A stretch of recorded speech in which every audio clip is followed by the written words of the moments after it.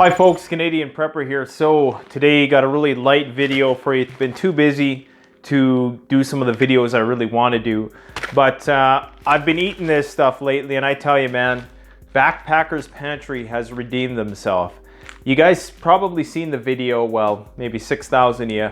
Seen the video where I compare Backpacker's Pantry to Mountain House. Mountain House is clearly the winner in more ways than one.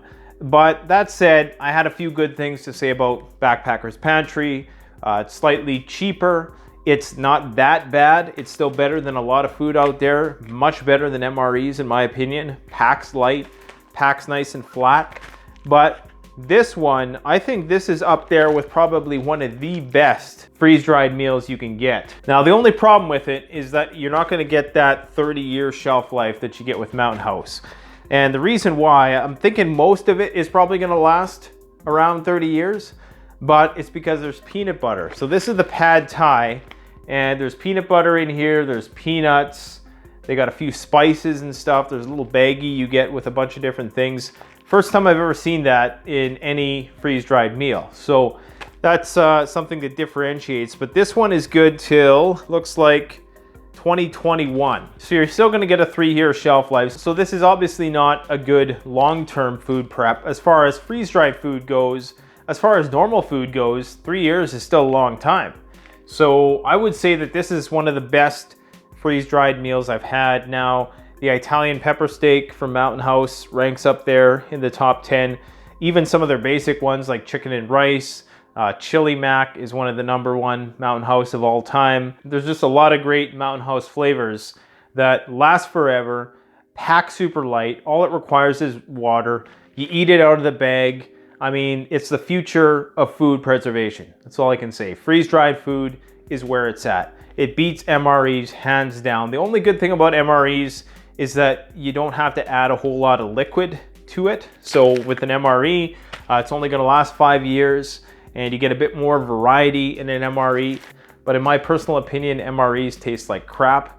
I would much rather have something that had 99% of the nutrients retained, had the same texture as original, you know, wasn't chock full of so many preservatives so that it keeps longer. You don't have to cook it in some chemical contraption, in some plastic bag or something like that. This is the Mylar bag, non-porous. So this is where it's at. Anyways, the pad thai is absolutely #1 for more than one reason.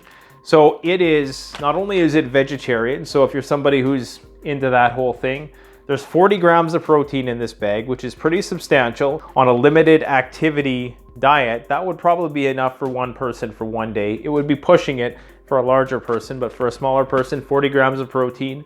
Like I said, it's vegetarian and it's got almost 1,000 calories. It's got 920 calories in here.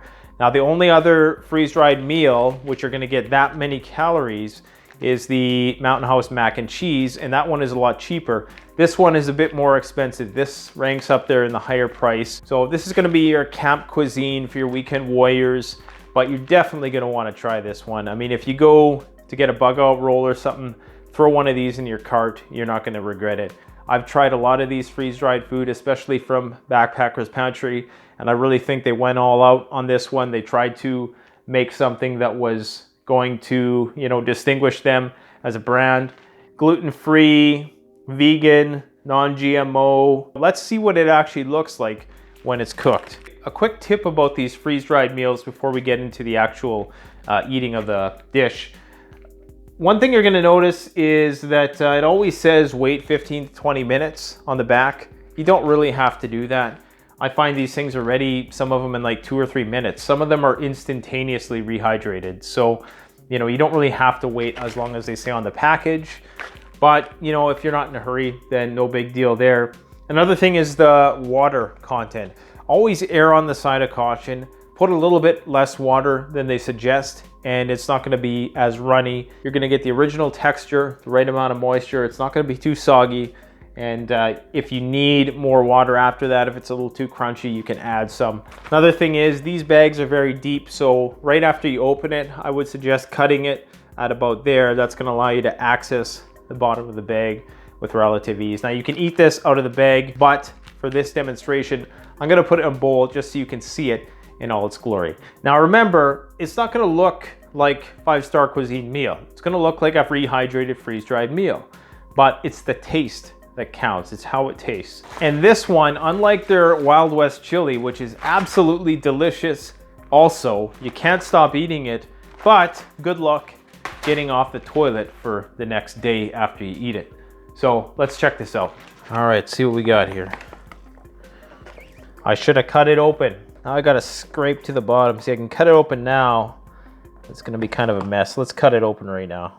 They need another little slit right here so you can just run it across. Takes too damn long, man. Come on. Get on with the damn video. All right, much better. Now we're getting somewhere. We got to get a zoom in on this stuff. Oh yeah. That's some good eating right there. Some of you sissies out there are going to be like, that looks gross, man. Yeah, well, good luck eating bugs to survive the apocalypse if you can't eat something like this. You're screwed, buddy. Now, I was a little apprehensive about the peanut butter. To be honest, I never had tried pad thai before. And the thought of putting peanut butter in a dish like this didn't sit well with me. But you really don't taste the peanut butter. The peanut butter provides a nice backdrop for all the other flavors to come to life in.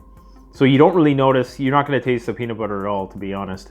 It gives it a very mild sweetness, and that lime and the curry make a nice spicy dish. So if you're a person who doesn't like spice, this might not be for you. But I tell you, man, this is first class post-collapse cuisine right here. And you know what? You don't have to put any salt on this. And trust me, I'm a salt fiend. You get some sweet, you get some salty, you get some spicy.